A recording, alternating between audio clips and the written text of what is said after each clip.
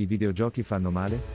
Siamo abituati a pensare ai videogiochi come una perdita di tempo e molte volte ne vengono sottolineati gli effetti negativi come dipendenza, isolamento sociale, sedentarietà e violenza. Sorprendentemente però, alcune ricerche recenti dimostrano che i videogiochi possono migliorare le abilità mentali di base e possano, ad esempio, aiutare i bambini a sviluppare capacità logiche, letterarie, pratiche e anche l'intelligenza sociale. Se non sei ancora iscritto ti chiedo di cliccare sul pulsante rosso che per te è gratis ma per me, mi aiuta ad aiutare molte più persone. Se vuoi lasci un like, sei un grande e ti lascio al video. I videogiochi fanno male? Ecco cosa dice la ricerca. Un recente articolo pubblicato sull'American Journal of Play riassume come la ricerca abbia trovato alcuni effetti positivi a lungo termine dei videogiochi sui processi mentali, come la percezione, l'attenzione, la memoria e il processo decisionale. In particolare per quanto riguarda i videogiochi di azione, dove i giocatori devono muoversi velocemente, tenere a mente più dettagli e informazioni nello stesso momento e prendere decisioni in una frazione di secondo.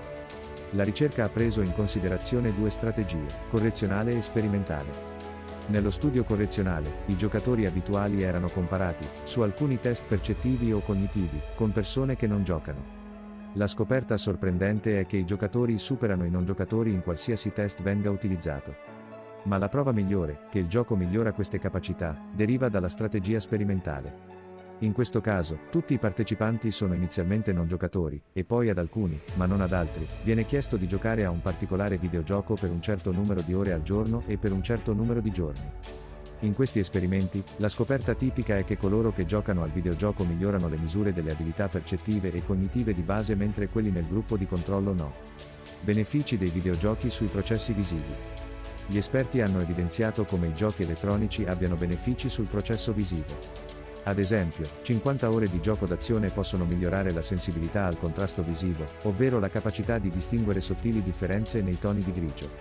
Inoltre, un'altra ricerca ha dimostrato i benefici dei videogames sulla miopia, un disturbo derivante dalla prima infanzia in cui un occhio diventa essenzialmente non funzionale. A prova di questo, i ricercatori hanno considerato due gruppi, uno di adulti con questo disturbo che giocavano a videogiochi d'azione usando solo l'occhio cattivo, l'occhio buono era coperto.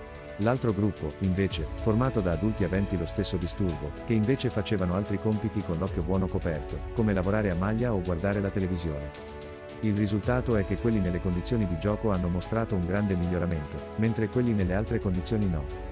Molti nella condizione di gioco hanno sviluppato una visione migliore nell'occhio in precedenza pigro, ripristinando alla normalità l'attenzione visiva e la visione stereoscopica capacità di coordinare input dei due occhi per vedere la profondità. Benefici nell'attenzione e nella vigilanza. Altri studi dimostrano la capacità dei videogiochi di migliorare le abilità di individuare, rapidamente, uno stimolo target in un campo di distrattori, un test che risulta essere un buon predittore delle capacità di guida. Ma anche di tenere tracce di una serie di oggetti in movimento e nello stesso tempo di astenersi dal rispondere a stimoli non target, in una situazione in cui la maggior parte degli stimoli richiedeva una risposta ma uno stimolo occasionale non la richiedeva. I benefici sono riscontrati anche per quanto riguarda la dislessia. Uno studio ha rilevato che anche solo 12 ore di gioco ai videogiochi hanno migliorato i punteggi dei bambini dislessici nei test di lettura e fonologia. Benefici nella funzione esecutiva. Il funzionamento esecutivo si riferisce alla capacità di una persona di assegnare le proprie risorse mentali e flessibilità mentale, come percezione, attenzione, memoria, in modi che consentono una risoluzione dei problemi o un processo decisionale rapido ed efficiente. Molti esperimenti hanno mostrato effetti positivi dei videogiochi sul funzionamento esecutivo.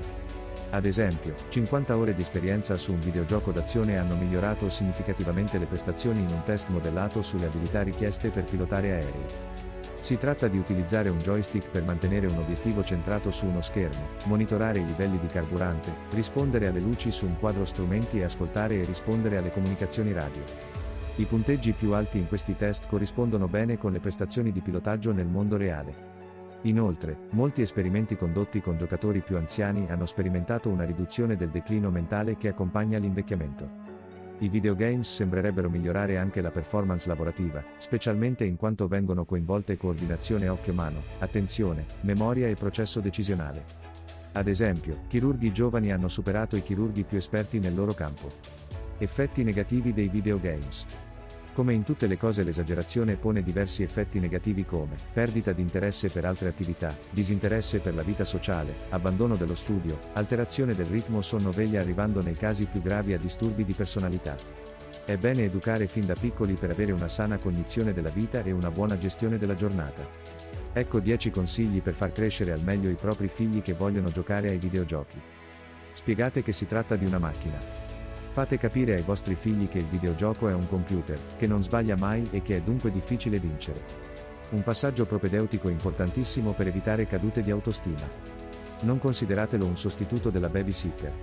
È facile dare un videogioco ai bambini per intrattenerli. Ma compito dell'adulto è trovare una valida alternativa. Portateli al parco, perché i piccoli crescono sani all'aria aperta, proponete i giochi da tavolo quando piove o fa freddo. Ricordando, inoltre, che ai piccoli piace più andare fuori o giocare con i genitori che stare davanti a un monitor. Non lasciateli soli. I bambini non devono sentirsi soli davanti allo schermo, pensando che la mamma sta facendo altro, è distratta. Ci deve sempre essere un controllo diretto, anche per evitare che vengano fatti giochi violenti o pericolosi. Stabilite insieme i tempi. Non imponete un tempo, perché dare ordini non serve. Piuttosto, concordate con i figli una fascia oraria da dedicare ai videogiochi, come al tablet o alla TV, anche ascoltando le loro esigenze e gli orari in cui preferiscono distrarsi. In questo modo, anche loro impareranno a gestire quel momento. Cercate, nel concordare gli orari più giusti, di rispettare i ritmi cronobiologici. Dalle 15 alle 17 la memoria a lungo termine funziona bene, dunque è preferibile che questa fascia sia dedicata ai compiti e allo studio. Dalle 17 alle 20 la capacità di apprendimento e la concentrazione diminuiscono, dunque è meglio dedicare questo tempo al gioco. Si deve praticare uno sport per almeno un'ora, e, prima di cena, un po' di relax con i videogame. Fissate un limite. Circa mezz'ora è un tempo accettabile per i videogiochi e il tempo complessivo davanti a un monitor, quindi, TV compresa, non deve comunque essere mai superiore alle 2 ore al giorno. Fino a un'ora e mezza l'intelligenza incrementa, da un'ora e mezza a 2 resta stabile, dopo le 2 ore decresce e inizia a innescare la dipendenza. Tenete lontani i giochi dalla tavola. Un'abitudine da abolire, tanto a casa quanto al ristorante.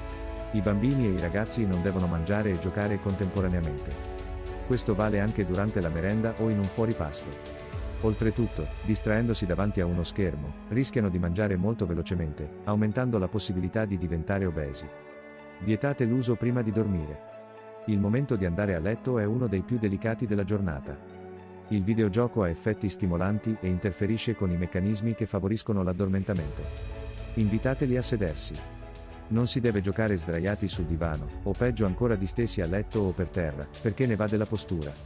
Imponete ai ragazzi di sedersi, in poltrona o alla scrivania. La ricetta vincente è sempre quella di giocare insieme in un luogo comune della casa, come il soggiorno o la cucina.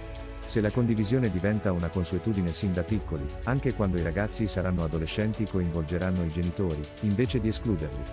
Non puniteli. I castighi sono sempre un insuccesso. I genitori devono essere autorevoli, non autoritari.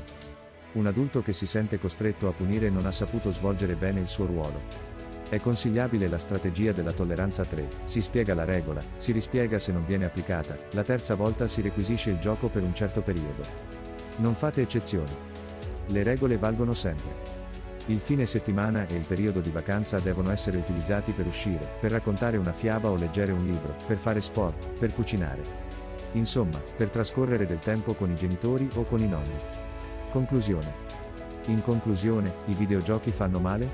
La maggior parte della ricerca suggerisce che le affermazioni sugli effetti negativi dei videogiochi sono in gran parte miti e che ci sono effetti positivi reali.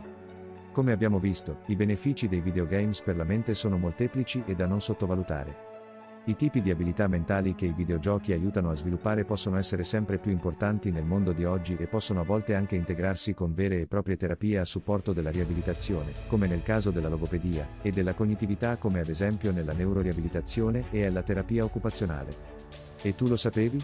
Fammi sapere nei commenti se ti è stato utile il mio video e ti chiedo di iscriverti per fare in modo di condividere il più possibile la conoscenza a più persone e ad un prossimo video.